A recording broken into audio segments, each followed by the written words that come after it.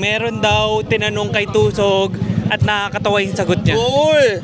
Tinanong ako kung ano daw pwede sabihin sa jeep tsaka sa sex. Naisagot ko, bayad po. Tangina talaga.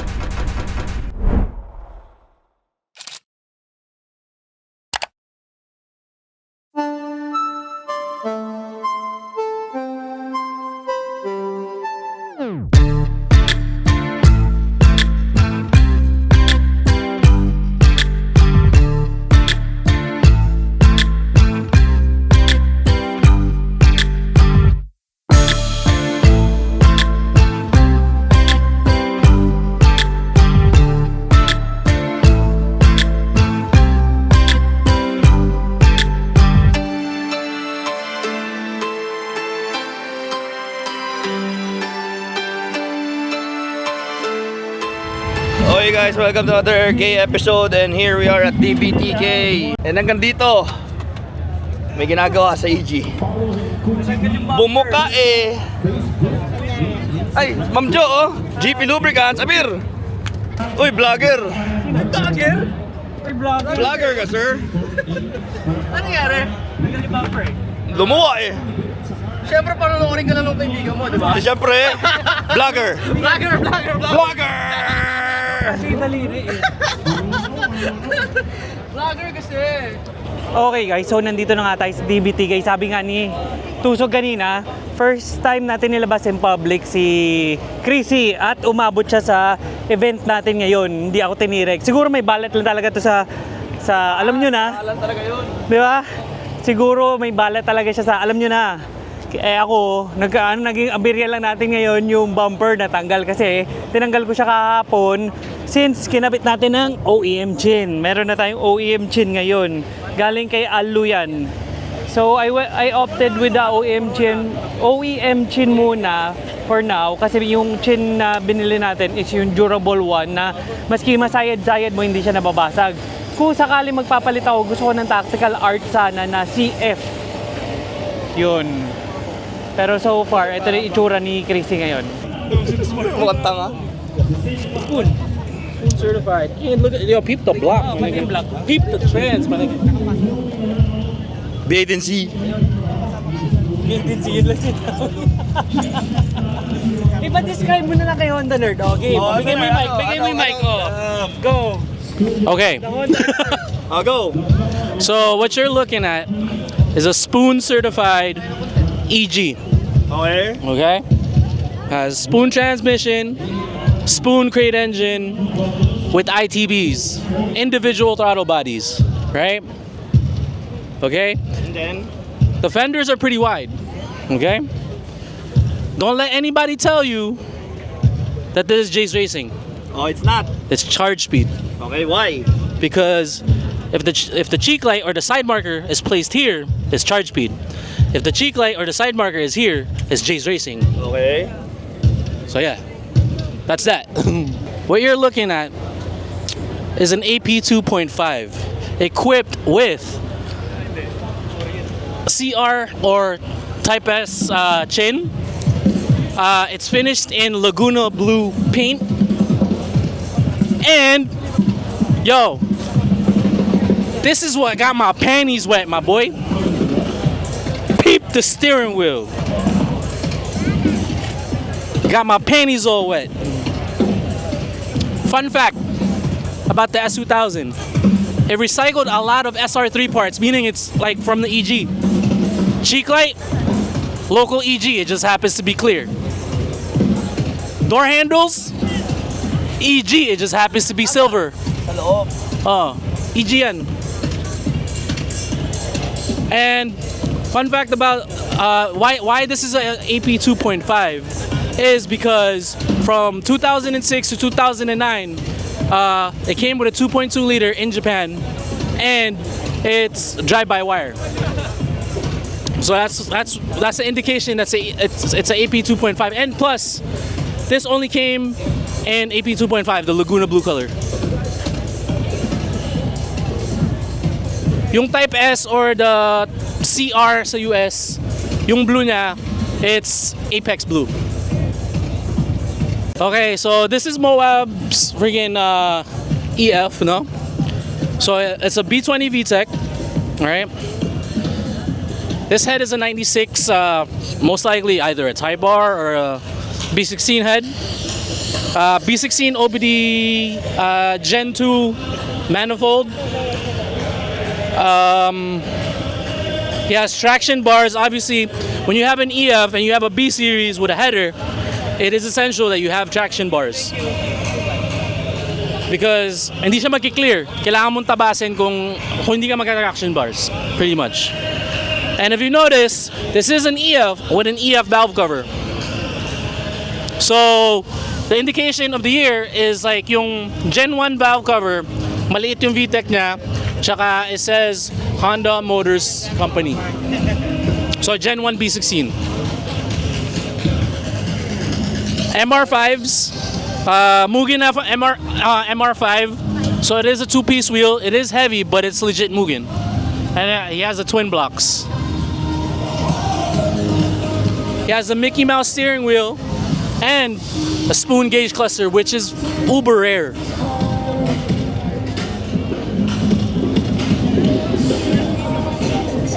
And that's pretty much, I believe this is Mugen. I'm not too sure. I think there's a legit Mugen mid-wing. And these are fog lights. I don't know why he has two, but it's fog lights. Yo, Considered na vintage na ba ang EF? yeah.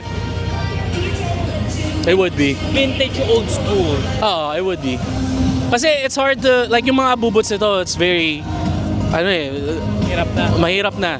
Tsaka, it's hard to find the mint. If you do find the mint, talagang premium price. So ano re-rate mo dito sa kotse na to?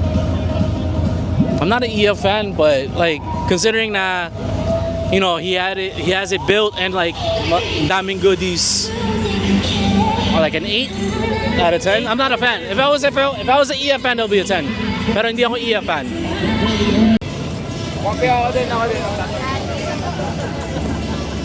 Okay, so this is a all-out spoon AP1. So it's a F20C, and every panel is signed by Spoon. Valve cover, intake. Considering the chassis number, it is most likely a converted left-hand drive.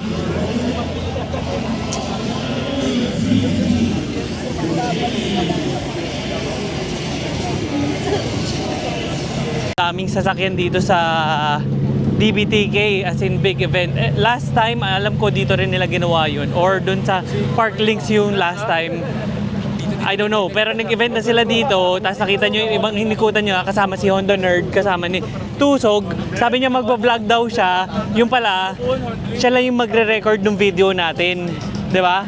Tapos si Honda Nerd yung pag-vlog niya. So nakita nyo yung mga chinek out nila na Hondas. Eto si Pero- Shingo, kailangan Shingo. Hindi. Shingo, kalaban ni Takumi Ito. sa Initial D. Oh, ito. Ayan daw. Di ba rear wheel rin yun dun? Tanga, easy man yun. May rear wheel na ganyan ah. Converted. Ano mo? Sa Initial D? Converted. Oh, hindi ba? Hindi. Hindi ba rear wheel sa... Gago. Sorry, hindi ako nanonood doon. Kasi ang hirap magbasa ng... Tanga na yan, hindi naman Initial D, wala. Poser. Poser to, poser. Hindi natin sasama yan. Ako lang yung drone nyo, parang laking ano. Ito yung kay Miguel, tsaka kay J-Lo.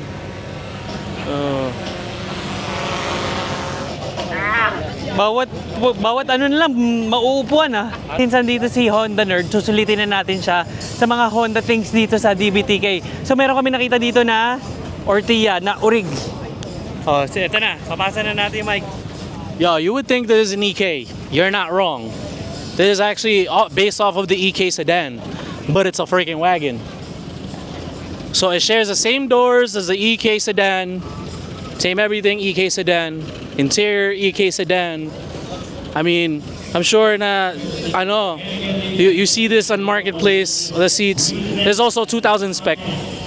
2000 spec Ortia, which shares the same 2000 spec fabric as the SIR and SI VTEC.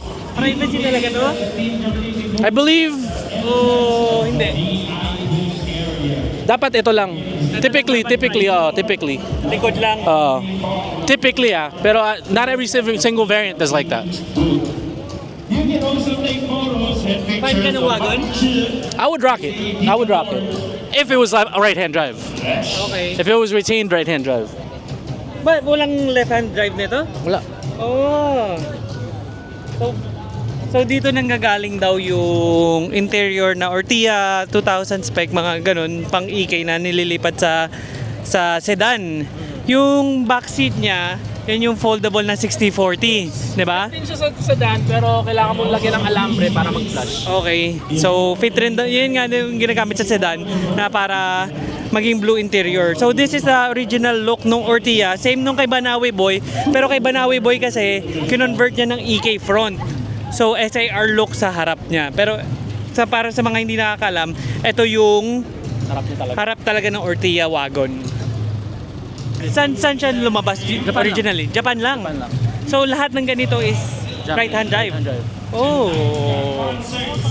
So lahat pala ng ganito right-hand drive converted. And it's all dual, lahat sila dual overhead cam, dock lahat, and some are all-wheel drive, some are front-wheel drive only. B18 and B20 non-VTEC. Ano na? Kunyari media ako, puro lalaki pinipicture lang ko. Para kaya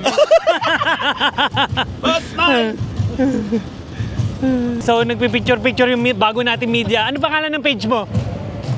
Gay shots! Gay shots daw. So meron rin dito live band. Puta banda. Live band. Ayan Ba kay Mickey dyan? Ito.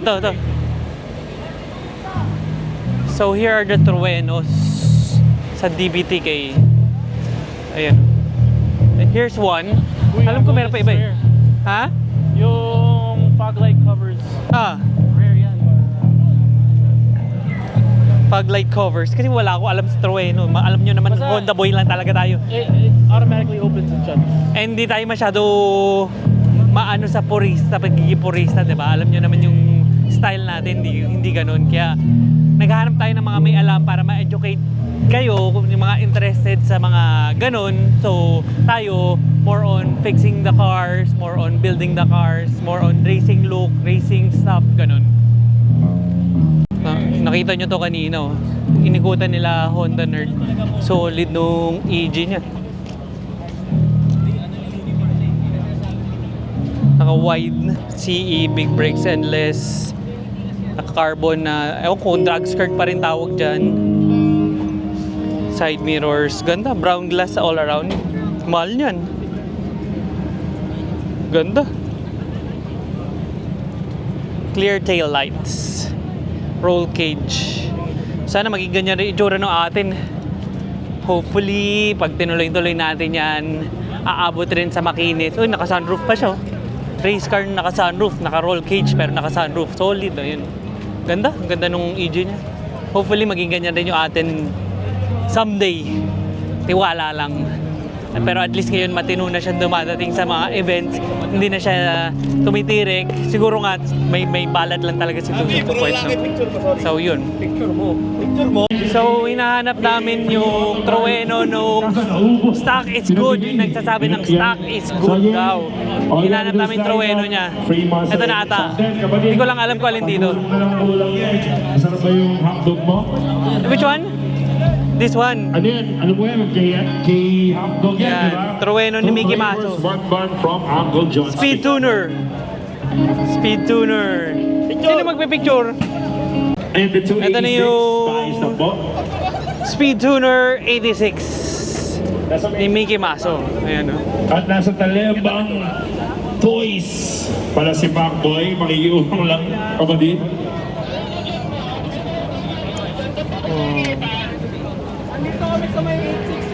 Kaso wala si Mickey. Nasa BRC daw. Pinadala lang dito yung kanyang Trueno. Ayun yung isa pa oh. Pag kwento kami, kailangan naka-record. Kawayan ninyo. Naka-record to. Ano nangyari? Asan na yung susi? Ayun, pinapakita. Huwag mo na i-vlog. Huwag na natin. Hindi, kasama yan. Raf, ganito nangyari sa kotse mo. Sino yung nakapulot? Sino yan? Yun yung bag ko. Yun yung e-bike. Ang ina mo talaga. Lamon. So, ito na yung SAR ni Raf, si Cass. Si Sherwin na kumahawak ngayon, pinasan natin sa kanya. Yung vegan to. Congressman, bawal yan, huli yan ako. Sumbong nyo tong SAR na to. So, ayan yung si Chrissy, eto si Cass. Kung saan na nakakapunta si Cass na walang may-ari. So, Raf, shout out shout out daw sabi ni Cass sa'yo. May sinasabi. Tangina, tol. Pinatong sa ano, tinago sa tent. Malamang may tuluyan. No? Bakit mo ilagay sa ano? Kaya sikat to. Rin ang mga to. Pag monsterin mo, parang atake sa puso. Bakit nilagay mo sa bubong? May tuluyan, no? Walang tulog.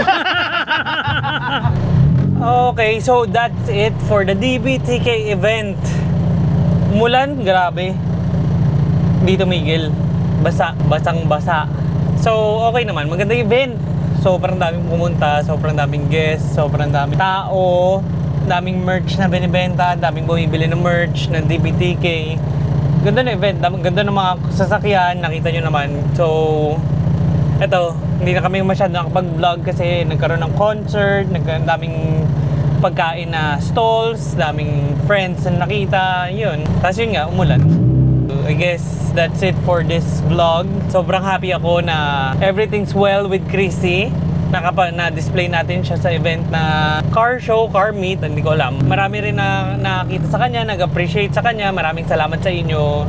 Sobrang heartwarming yung mga comments nyo na sa pinagdaanan namin na pag-build nito, na-appreciate nyo rin siya. Same time na yung iba ko nagkwento na meron rin sila binubuo ng mga EG. Kaya namin ginagawa talaga to para meron kayo idea just in case na meron kayo gustong buuin rin na ganitong sasakyan, di ba? How hard it is, how expensive it is. Kaya namin showcase lahat ng ginagawa namin, share namin sa inyo. And for the love of the Honda game, di ba? Kasi alam naman natin na Honda boy talaga ako ever since. Maski naman si Tusog, yun nga lang si Tusog, mas malawak yung knowledge siya when it comes to other cars. Ako more on Honda talaga. Tapos yung Honda type ko pa, like what I said, hindi ako yung Honda na purista. I'm more of form, function, ganun. Racing kind of guy. Kaya tingnan nyo, maski walang laman yung EG natin, isa lang yung upuan natin na naka-bucket seat, tapos yung stock. Hindi ako purista, so siguro mas lessen rin yung gastos ko, unlike kung bubuin mo talaga EG6, sobrang magastos. So I'll catch you next video. See you guys. Thank you sa lahat na nag-acknowledge na maganda yung build namin. Thank you sa lahat na nagpa-picture. Shout out sa inyong lahat. Nice to see you guys and catch you in the next one.